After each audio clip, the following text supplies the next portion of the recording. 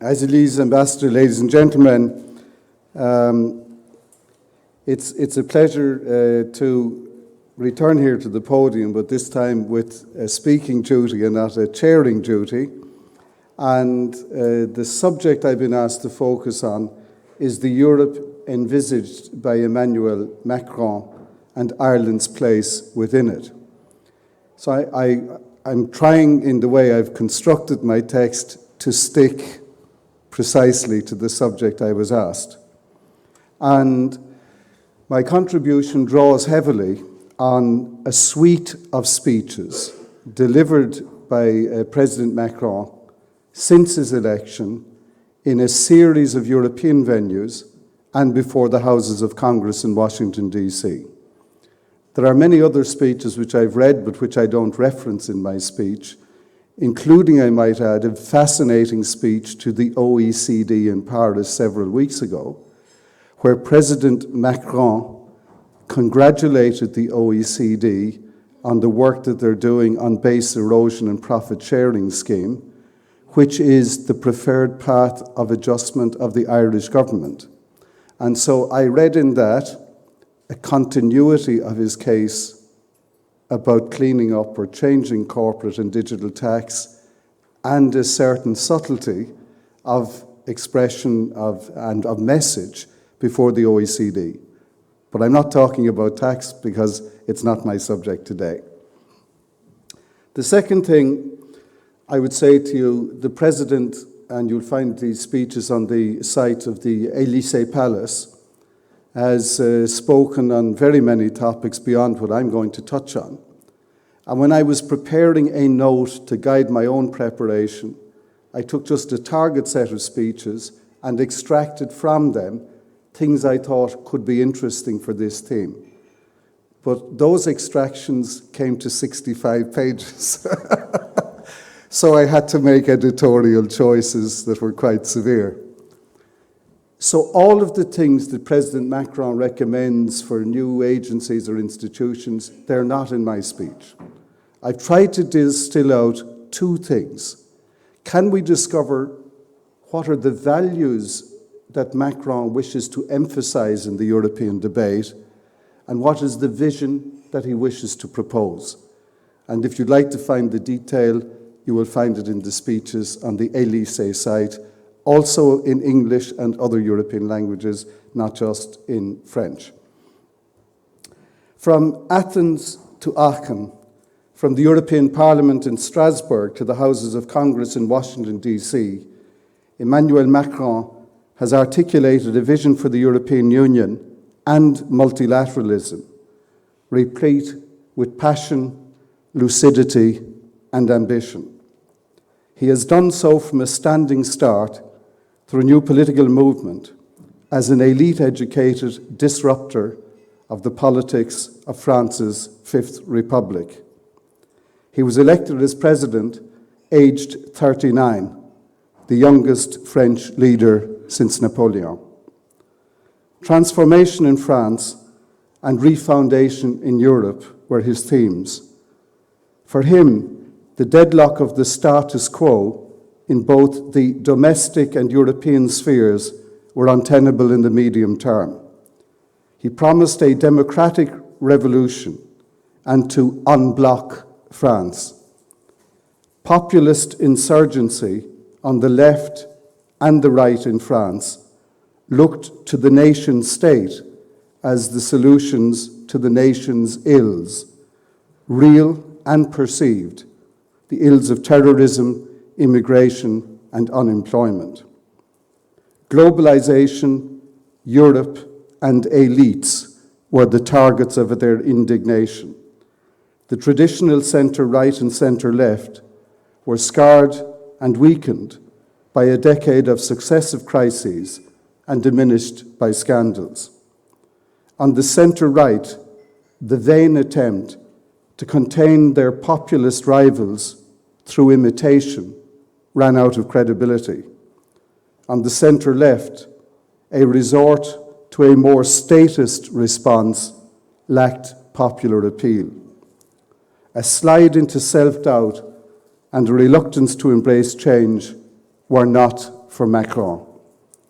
He replaced creeping accommodation by the right or evasion by the left with head-on confrontation.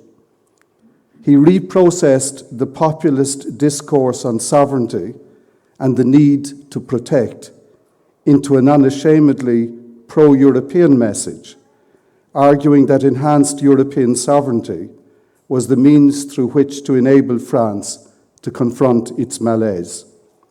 En Marche was the movement that carried him to power. La République En Marche, the party that secured 350 of the 577 seats in the subsequent elections to the Assemblée Nationale. His victory, and we've heard already from Adili's, her sense, her personal sense of not feeling so isolated in what she was doing. His victory was a source of relief to many, and not just in France, since the alternative would have propelled the European Union into a state of existential crisis. It was the more remarkable for the fact that he openly campaigned on a pro-European Union platform that was legitimized by popular endorsement. If it is an issue at all, in most EU member state national elections, European politics and policy plays a negligible role, as I said, if at all. In France in 2017, these policies and politics were front and centre, the essence of the opposing visions on offer to the electorate, especially during the second round of the presidential election. Macron forged his victory in the cauldron of contested politics and has been democratically mandated and thereby liberated to pursue that vision on the national, European, and global stages. He has done so with vigour. Grandeur is part of the French DNA, something animated by President Macron's flair for the dramatic. To describe, as he did, his early meeting with the Senate and the Assemblée in the splendour of the Sun King's palace in Versailles, he said his presidency would be Jupiterian. This certainly requires a certain regal appetite, and in these parts it might not be everybody's cup of tea, as we might say. But it was a counterpoint to his predecessor, deliberately chosen, President Hollande, whose self-styled description of himself was le président normal. And the French became ennuyés with Monsieur le Président normal. And so this regal counterpoint and drama was making another point that the shop was under new management. This capacity for the dramatic was illustrated by the choice of location for Macron's first major speech on Europe as president, delivered in Athens, so you can imagine the scene, at dusk as the light is fading, with the Acropolis lit in the background. The concept of sovereignty was his dominant theme, but best to let the president speak for himself. I now propose to go through a series of speeches, tell you where they were delivered, and simply quote you his words. You can take them, leave them, discuss them, and comment on them later, but these are his words and not mine. And why do I do it? Because I don't presume, not because you're not interested in things, I don't presume you've necessarily read those things. And if you're in Ireland and Irish and don't speak other languages, you will only have read what you've seen here about what he said. And we have two vectors through which we perceive his message. One is our neuralgic response to corporate taxation issues, and the other is the sensitivity also that we could see on display today, as we always do, when we discuss issues of security, defence, military alignment, or neutrality. And when our two vectors, our two ears, are read with sensitivity to corporate tax or read with sensitivity to neutrality, we may miss all the other things he says. Hence his words. In Athens, he said, "Our generation is a simple choice, a unique alternative. Continue to manage Europe as it is, pretending not to see what is under our eyes. In this case, this generation will take the responsibility of letting Europe die. It will die from clashes, brutal exits, or will be left to wither and die year on year. But the other choice, which I'm going to propose to you this evening, is to rebuild Europe, because our generation can choose to rebuild Europe today, now, by radically criticizing it, because we would be wrong to leave criticizing solely to those who hate Europe. Those who love Europe should be able to criticize Europe, to correct it, improve it, rebuild it. Reconquering our sovereignty is essential, because I will not allow the so-called sovereigntists, le souverainisme is not a phrase we have in English, but the sovereigntists would be Madame Le Pen, Monsieur Mélenchon, who wanted to put France first as the response to French crisis. He said, I will not allow the so-called sovereigntists to be the only ones to use this term. No, sovereignty is what allows us to decide for ourselves, to decide our own rules, our own future. It is what makes our world. Sovereignty is not the property of those who prefer to withdraw into national borders. Do not leave sovereignty to those who wish to wither, those who pretend that looking inwards is a defense, a protection, a decision when actually it is hate for others, a refusal of those who come from abroad, a denial of decades of shared history where we finally tried to move beyond nationalisms. True sovereignty is constructed. It must be constructed in and by Europe, by reconciling a Europe capable once more of combining responsibility and solidarity. He then proposed a series of democratic conventions and urged everyone to hold these across Europe and to articulate a vision and a programme for the next European election. I will return to that. He then moved in end September, to La Sorbonne and addressed a student audience in what I think is perhaps his longest speech. He returned to the theme in this widely publicized address, and he outlined what he called the 6 keys to sovereignty, so I want to share those with you. Words, President Macron, not mine. The first key, the foundation of any political community, is security. In Europe, we're seeing a twofold movement: gradual and inevitable disengagement by the United States, and a long-term terrorist threat with the stated goal of splitting our free societies. Permit me to observe, he's saying this last September, long before Donald Trump behaved as he did at the NATO summit recently. So it's not that it's prophetic, it's hidden in plain sight, and he brought it out and rendered it visible. In these areas, security, terrorism, the role of US, Europe is at last aware of its fragilities and needs to act in concert. We need to step up the work underway to combat the financing of terrorism and terrorist propaganda online. We started doing so, a few of us. We need to enhance our cybersecurity and create a common area of security and justice. The second key is ensuring our sovereignty. At European level, this is controlling our borders and preserving our values. Europe is not an island. We are here, and our destiny is bound up to that of the Middle East and of Africa. Only with Europe can we effectively protect our borders, take in those eligible for asylum decently, truly integrate them, and at the same time quickly return those not eligible for such protection. While Europe needs a border, which we must protect and enforce, Europe, above all, must have a horizon. And this is a key element in how he sells his message. You don't need just a border, you need a horizon, a view, a vision that guides and shapes what you want. That horizon, he said, is foreign policy, which needs clear priorities.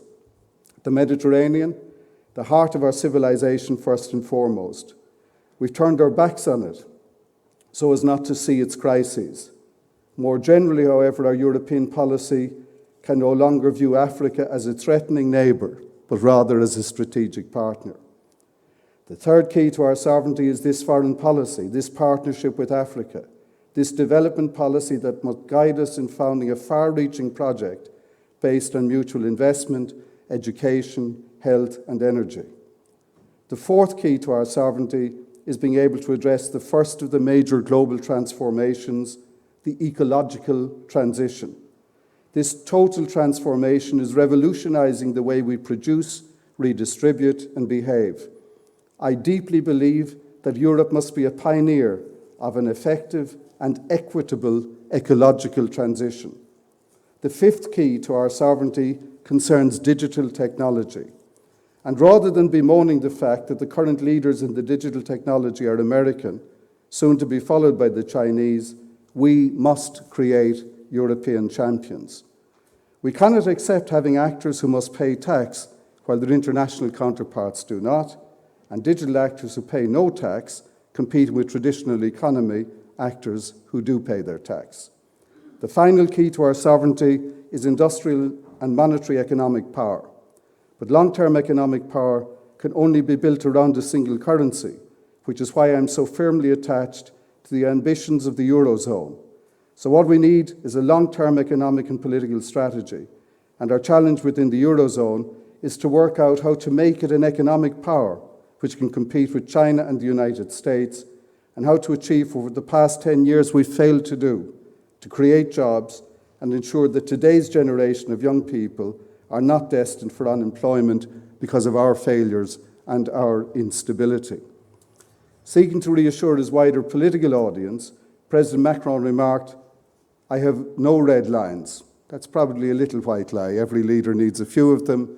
But the line, interesting, "I have no red lines, I only have horizons." In addition to the 6 battles for sovereignty, Macron said he wished to lead a battle for unity in Europe, but unity, quote, without chasing uniformity. So unity with diversity, in essence, as the message. He returned to a familiar French theme of a race to the bottom, again talking about harmonising corporate tax, but also setting minimum wage standards appropriate to different states and contemplating over a much longer term degrees of convergence over time. In a reference to a multi-speed EU, the President argued, and I quote, "The idea that whoever wants the least can block the others is heresy. We must accept these and many differences. But as at every key moment in its history, Europe will move forward first of all through the determination of a few. This ambition is never a source of exclusion. It is the seed of European unity and sovereignty." He closed his student address speaking directly to Chancellor Merkel 2 days after the inconclusive German elections of last September. I know that her response will be to adopt neither an inward-looking nor a timid approach. I know that like each time her country has faced historic challenges, she will have the same reaction, boldness and a sense of history. So first of all, I'm making the proposal to Germany for a new partnership. We will not agree on everything or straight away, but we will discuss everything. To those who say that this is an impossible task, I reply, you may be used to giving up, I am not. On all the issues I've talked about, France and Germany can inject decisive, practical momentum. He then took his message to the European Parliament in Strasbourg in April of this year, 2018. In addition to rehearsing the message on sovereignty which we've dealt with, he turned his attention to the theme of illiberal democracy. Could I just ask you for a show of hands, who was here this time yesterday? Could you please raise your hands? That is most of you, but not all. Let me just explain, and those who were here will know, this time yesterday we were discussing threats to democracy, and the core issue was about the rise of nativism and populism, and about some of the examples. We had the case of Hungary as a case in point. Brendan Halligan, in his paper, quoted Mussolini, that if you pluck the chicken feathers one by one, that people won't notice. And then we had a wonderful presentation on Hungary which showed us the feather by feather plucking of the traditional values of freedom, openness, separation of powers, etc. And so this issue is really a big issue confronting Europe. And yesterday, Brendan Halligan's challenge was, if political parties are being bypassed by events and people them are voting them out because they're a bit jaded and their message is off message to what the public wants, that maybe that's not a bad thing. It's political Darwinism. What's not working is rejected and something new comes. But that the key issue for people who believe in democratic values is not just the secondary order issues, that we want more tax, less tax, all these things are important. But actually now the battle needs to be escalated to the first order conditions. Do we believe in open democracy, press freedom, free judiciary, rights of association, and all those things that are classic to our values, and that maybe the first order conditions should be drivers. That digression is to locate the fact that Macron wasn't waiting for the MacGill School to expose his own thinking in this area long since. And in his message, he said in the European Parliament that he observed, and I quote, "A sort of European civil war is reappearing, where our differences, sometimes our traditional, our national egoisms, appear more important than what unites us within a global context." I'm off mic, excuse me. I hope it's not irritating people. Now I've lost my thread, just excuse me. Yes, he said, a context where fascination with illiberalism is growing by the day. I do not wish, he said, to let this fatal illusion take hold once again, which has, lest we forget, especially here, meaning the continent of Europe, pushed our continent towards the abyss. The illusion of strong power, nationalism, and the abandonment of freedoms. I reject this idea, which taken hold even in Europe, that democracy is condemned to weakness. Faced with authoritarianism which surrounds us on all sides, the answer must not be authoritarian democracy, but rather the authority of democracy. It is not the people who have abandoned the European idea. It is betrayal by politicians that threatens it. We must listen to the anger of the European people today. They do not need lessons, but they do need a project, a need for effectiveness on a daily basis. And those who trade on this anger offer only one dead-end path, the return to the nationalist destruction of the past. Implicitly referencing, and some of you may have read it, the wonderful book by Christopher Clark, The Sleepwalkers, How Europe Went to War in 2014, Macron insisted, and I quote, "I do not want to belong to a generation of sleepwalkers. I don't want to be part of a generation which has forgotten its own past and which refuses to face up to the problems of its own present. I want to belong to a generation which will defend European sovereignty because we fought for it, because it means something, and because it is this sovereignty which will enable future generations to choose their own futures. I will not yield to any fascination for authoritarian sovereignties." This prompted him to conclude that together our responsibility for the coming months is to organize a proper European debate, to have a genuine European agenda, as this is the only way to enable our people to choose, those who want a Europe which no longer puts forward new ideas, those who want an inward-looking Europe, those who want a Europe with the same routines, or those who are willing to support an ambitious Europe with renewed sovereignty, a living democracy, the one we believe in. And he was including there his MEP audience. Macron then moved to Washington, D.C. We saw his awkward embrace with President Trump, but we saw also the steel in his character with his confrontation of Trumpism in his address to the Houses of Congress. He spoke of freedom and democracy being the best answer. He acknowledged, and again to quote, "We are living in a time of anger and fear because of these current global threats. But these feelings do not build anything. You can play with fears and with anger for a time, but they do not construct anything. Anger only frees us and weakens us. You will recall the debates we had in Ireland. We got mad as hell for good reasons about our banking and financial collapse. And one of the phrases that started to develop, anger is not a policy. It's a feeling, it's a driver, it's a powerful emotion. It is a way of raising the passions within politics, but you need to go beyond anger to find a solution. In a direct challenge to creeping US isolationism, Macron observed that we can choose isolationism, withdrawal and nationalism. This is an option, but closing the door to the world will not stop the evolution of the world. It will not douse but inflame the fears of our citizens. We have to keep our eyes wide open to the new risks right in front of us. It is a critical moment. If we do not act with urgency as a global community, I'm convinced that the international institutions, including the United Nations and NATO, will no longer be able to exercise their mandate and stabilizing influence. We would then inevitably and severely undermine the liberal order we built after World War II. He went on to say, personally, if you ask me, I do not share the fascination for new strong powers, the abandonment of freedom, and the illusion of nationalism. The only option then is to strengthen our cooperation. We can build the 21st century world order based on a new breed of multilateralism, based on a more effective, accountable, and results-oriented multilateralism, a strong multilateralism. This strong multilateralism will not outshine our national cultures and our national identities. It's exactly the other way round.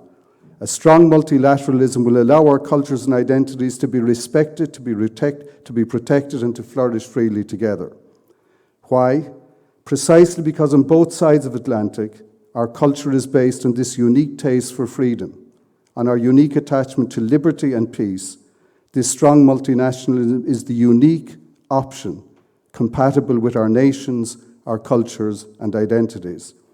He defended the deal with Iran, abandoned by President Trump within days of his visit, and he won applause on a constant basis for virtually everything he said, including when he called for a smooth transition to a low-carbon economy, when he remarked, "There is no planet B."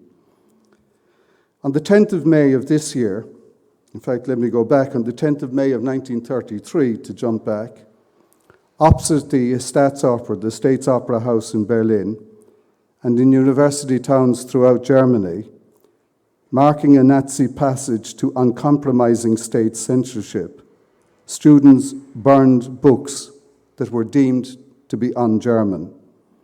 On the 10th of May of this year, exactly 85 years later, in Aachen, Emmanuel Macron was awarded with the Charlemagne Prize. Chancellor Merkel delivered a eulogy in his honor. Speaking of cherishing the past, Macron asserted that today this dream, that past European dream, is eroded by doubt. It's for us to decide whether to keep it alive or let it die. Revealing a sense of frustration with his German interlocutor, he insisted, "Let's not be weak and let's not be passive. Our only solution is unity. Divisions push us only towards inaction. Divisions pushes into siege warfare, the very same that made Europe suffer one of its worst torments a century ago. And I know all those collective representations that call on us not to budge, including between our two countries, chère Angela." So he addressed her in a very direct way about these tensions that have been there. Conceding that France needs to transform itself, he acknowledged, "Yes, I'm prepared to say we must carry out in-depth reform and make radical changes to reduce public expenditure, which is the only condition for moving forward in this Europe and complying more with standards and building these common rules." But then he turned up the heat, remarking, "In the same way in Germany, there can't be a permanent obsession about budget and trade surpluses, because these are always at the expense of certain others. We mustn't wait. The time is now." was his parting message in Aachen. So he has that sense of Obama, the fierce urgency of now. And he had this sense, again, of honest confrontation with his German interlocutors in Aachen, and honest confrontation with the Houses of Congress as he stood in Washington, D.C. Permit me to round off with my own general conclusion on this. President Macron is in constant motion with in-depth reflections on globalization to the OECD, on the role of faith communities to the Catholic bishops of France, and numerous speeches on the importance of culture, literature, language learning, youth and student exchanges. In terms of energy, vision and rhetoric, and his JFK-like prose, this man is a breath of fresh air. In terms of his electoral mandate, founded on a vision for France in Europe and Europe in France, he is unique among his contemporaries because he fought on a European mandate and he won and legitimized that message. He has the courage of his convictions and does not shy away from controversy. He accepts German rigor, but he challenges German rigidity. He is impatient for change because he sees a limited window of opportunity to achieve his goals. He wants to forge a unity of the willing that is left open to the rest. While doubtless committed to promoting French interest, he has pitched his message on Europe more generously than a simple projection of Europe as a larger France. And he confronts those who would reduce the EU to being merely a Trojan horse for globalization. He is a staunch defender of the authority of democracy. He openly opposes the drift towards authoritarian and illiberal democracy. He is prepared to recast multilateralism, but not to abandon it. He has reflected on the EU's geographic boundaries, la finalité politique, and how to associate but not necessarily integrate those close to its borders. He is struggling, perhaps in vain, to make next year's European Parliament elections truly European. And let me just explain that. He has started this process of conventions in France. His Europe minister has been running a series of them. They have found of great interest in the Irish convention model that we had looked at. But this call has not been widely picked up in other states. Macron would have liked to be the disruptor on the European scale that he has been in the Fifth Republic. I say in vain because I don't think that's likely to happen. However, as we anticipate elections in May of 2019 for the European Parliament, let me give you not a prediction, but my feeling from talking to people about its likely shape. Its two great pillars are the European People's Party, the Christian Democrats, and the Party of Socialists and Democrats, as the name says, the social democracy pillar. And these have been, in every direct election since 1979, the major components of the Parliament, and always comfortably above 50% of the seats. My expectation, for the first time, these two pillars will come in under 50%. The question is how far below 50. Equally, we know there will be a rise in nativist and populist representatives in the Parliament, many of whom are already there. Exactly how much bigger they will be is hard to know, because Mr Farage and UKIP will be leaving with Brexit. And the biggest British party in the European Parliament today is UKIP. It has 24 deputies. So the nativist and populist bloc will need to elect 24 net new members before they're at an equilibrium with the outgoing Parliament. This is not impossible. But in any event, that bloc will be more powerful, because now there are more such people in our parliaments and more such people in our governments. And so that illiberal democratic voice will be a stronger challenger in the new European Parliament. And this brings us to the centre, and what might it look like?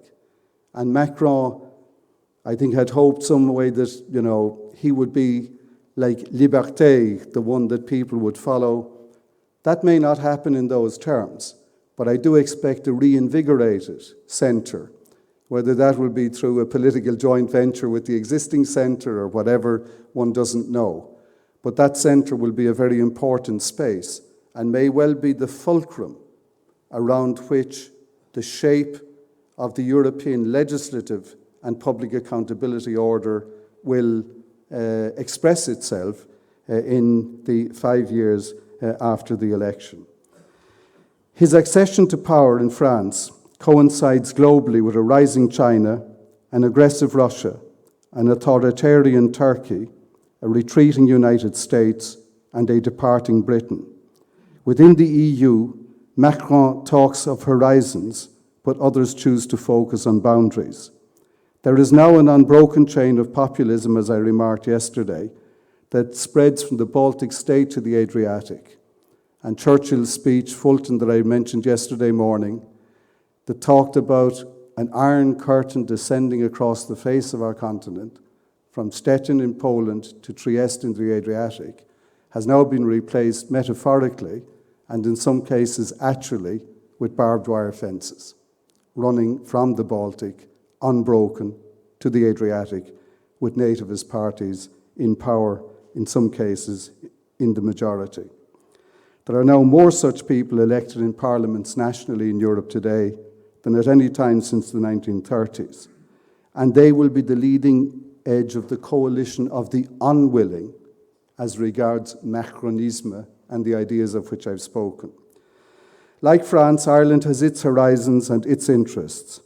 As I said earlier, our frequently neuralgic reaction to all things related to corporate tax and our tradition of military non-alignment risk to become the only two vectors through which we receive and reflect on Macron's message. I think this is accentuated by the fact that our media, our language, we're essentially a monolingual country, and so our media, Irish, Anglo-Irish, Anglo-American, isn't the strongest in reporting these kinds of speeches in their full detail because it comes to us through the vectors that we choose to hear, and sometimes we risk to miss the rest, and hence the rather didactic quotations I had to simply share with you this man's vision. His powerful and passionate defense of multilateralism, of the authority of liberal democracy, of an equitable ecological transition, of a proper engagement with Africa, to name but a few, of his key messages are not alien to Irish interests or values. These are major issues of our time, and they're of vital interest to this island nation. We may question whether a French vision of a Europe that protects might not contain some seeds of protectionism. We may fear that a two-speed Europe could risk to see us in a slower lane, or in the fast lane, but at an unacceptably high price. The necessary but dreary density of Brexit and the droning of die-hard Brexiteers has reinforced our Irish European engagement. We may have pitched our diplomatic tent as regards economic and trade policies on the European Union's Hanseatic periphery, but we must not and should not exclude ourselves from this central and defining debate. In helping to shape the European Union's future, after all, we are helping to shape our own future. And in following a logic based on values and shared vision, and each finding the appropriate accommodation for our interests, we can look to a Europe that we could truly regard as being the solution and not the problem. Joe, I thank you very much for including this, because like so much here, there are very few places in Ireland where we can take a bit of time off to share that. So that's there. I'm not here either promoting, defending, whatever, simply offering to you what this fresh new voice on the European stage is saying, and saying to you, we need to listen to that voice and ask, what is our response? And do we have a role? And do we care if there's a slip to authoritarianism? Do we care if one by one they're plucking the feathers from the chicken so we don't notice what's happening? Do we care that ecological transition should be a high priority and not simply a rhetorical flourish? Do we believe as a country with such a powerful missionary tradition that Africa matters and for positive reasons, not just as a dumping ground to return migrants who had no right of asylum? These are real questions that touch us as Irish people, and we've something real to bring and give. So even if we're with the Hanseatic League on the margin, we should not exclude ourselves from the Franco-German debate. It will be the seed of the unity of which Macron spoke, without excluding. And our question is, why should we self-exclude when we have a full place at the table? I will close with one observation. I negotiated a political accord with the European People's Party in 1999, which ultimately led to the wonderful privilege to lead the European Parliament. And I went to a press conference.